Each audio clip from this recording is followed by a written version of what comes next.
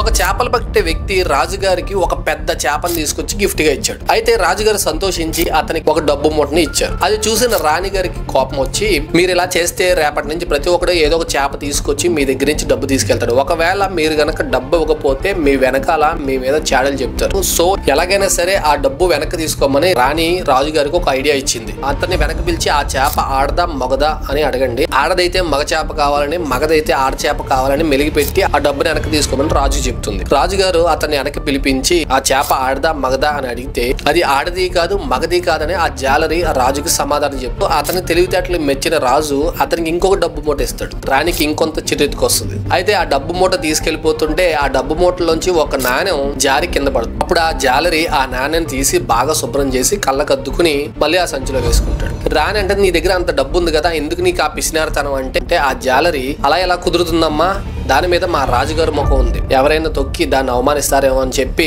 దాన్ని శుభ్రం చేసి నా సంచిలో వేసుకున్నానని చెప్పి జాలరి సమాధానం చెప్తాడు. వెంటనే రాజుకి ఇంకొంత సంతోషం వేసి ఇంకొక డబ్బు మూట ఇచ్చి పంపిస్తాడు. అయితే మీరు ఇక్కడ గమనించాల్సిన విషయం ఏంటంటే మనిషికి అందాన్ని ఇచ్చేది మాటే. మనం మాట్లాడే విధానాన్ని బట్టి అవతల వాళ్ళ నుంచి మెప్పు పొందడం గానీ లేదా అవతల నుంచి ద్వేషం పొందడం గానీ జరుగుతుంది. సో ఈ వీడియో నచ్చితే ఒక లైక్ చేయి అండ్ ఇటువంటి ఇంట్రెస్టింగ్ వీడియో కోసం మన ఛానల్ ఇప్పుడే సబ్స్క్రైబ్ చేసుకోండి.